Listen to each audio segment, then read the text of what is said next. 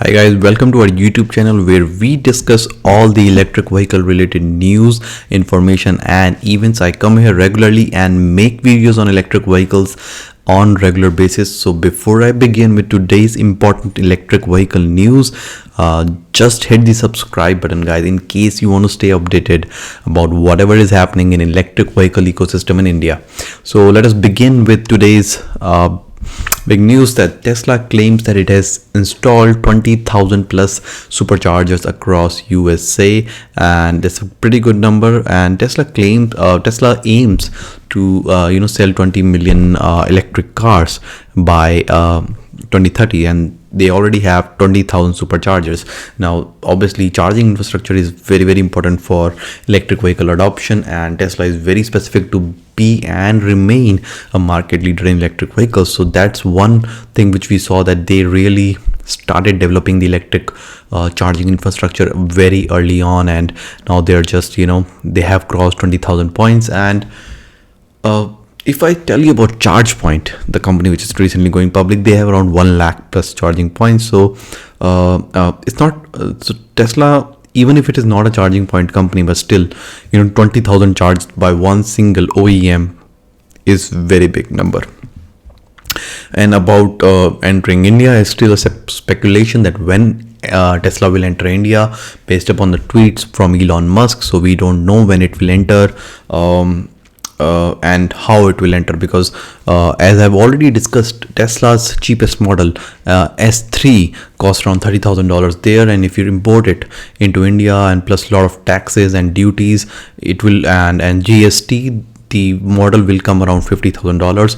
If you convert it into rupees, it will be around 37 to 40 lakhs. So that is a huge amount, because Tesla S3 is giving you same range as Hyundai Kona, which is 27 lakhs.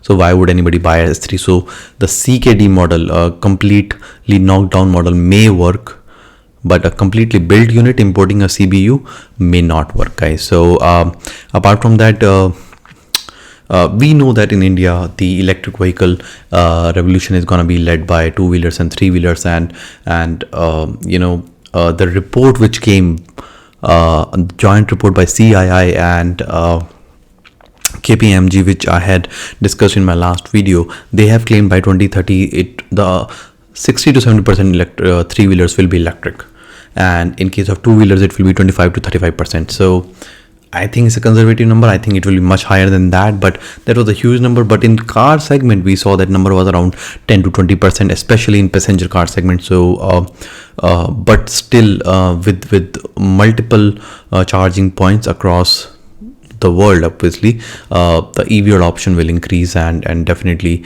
these numbers will increase. So guys, that was the news about Tesla. Moving on to news from a luxury car manufacturer, Bentley. As you can see on my screen, they have started an initiative, or I should say a range of models, which is referred to as Beyond 100. That's what they're calling it. So what the Bentley is really aiming at is full electrification by 2030. So that is what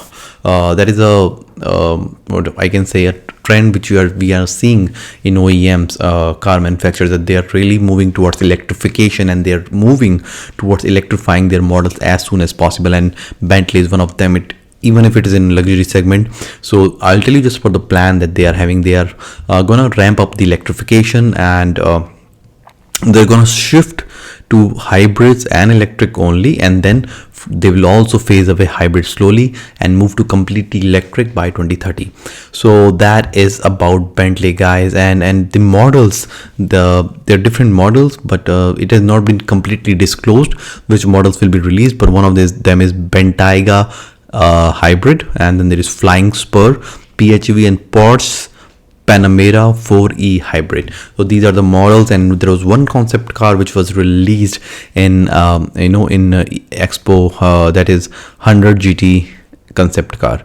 So these are the cars that probably will be released as the purely electric or hybrid. Then hybrid will be phased away, and it will be going purely electric by 2030. Is good news, and we have been hearing this news from OEMs and even from cabs. Uber is planning to go completely electric in US and UK by 2030, and then completely electric all over the world by 2040. So we are hearing this news from across manufacturers and various stakeholders. So that was news from Bentley, guys. Good news for luxury segment. We in India itself, we have Jaguar I-Pace and Mercedes-Benz EQ in that luxury segment, but definitely Bentley cars are much more costlier than those cars. Moving on to the next news item, guys, that is a report which is there published in Times of India, and what it is telling about is the amount of money that India can save by going completely electric. And what it says is that we can save 1 lakh. There is a study, and they've cited the study that India can save 1 lakh crore on crude oil imports by meeting 30% EV penetration target. We know what is the target of FAME 2 policy, and that is 30% EV penetration by 2020.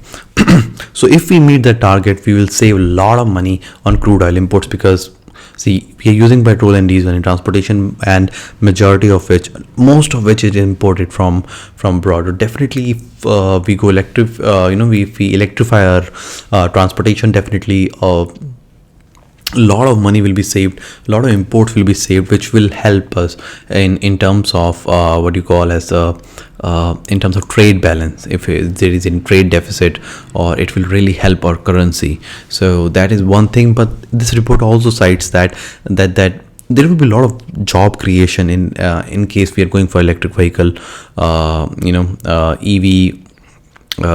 Electric vehicles shift, and also there will be 70% decrease in particulate matter, especially, which is very important right now, because air quality index of North India, especially Delhi NCR, is extremely poor, and it has actually reached severe level. AQI has crossed around 900. It is extremely severe, guys. And 30% EV penetration target into 2030 could lead to several environmental benefits: 70% decrease in particulate matter, 18% reduction in carbon monoxide, 4% reduction in greenhouse gases.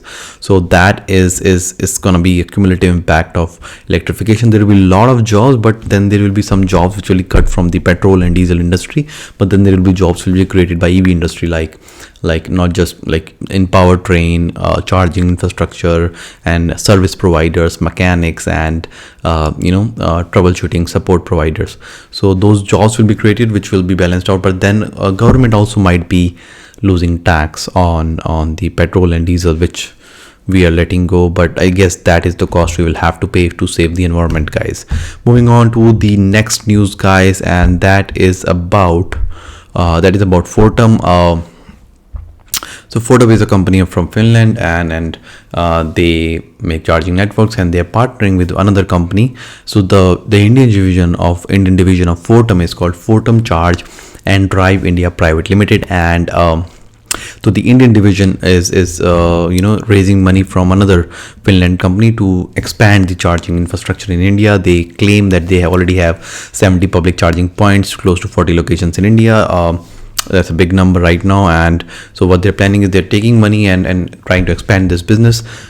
Good news, because definitely the more the players, more the charging points, the less the range anxiety, more EV adoption in the market. So that is one news about this company. And so that was it, guys. We'll wrap it up today, and I hope you liked today's session. In case you want to stay updated about electric vehicles, electric cars, bikes, autos, rickshaws, charging stations, and government policies, tenders, just hit the subscribe button. I come here regularly and make videos. So see you in the next video. Till then, goodbye.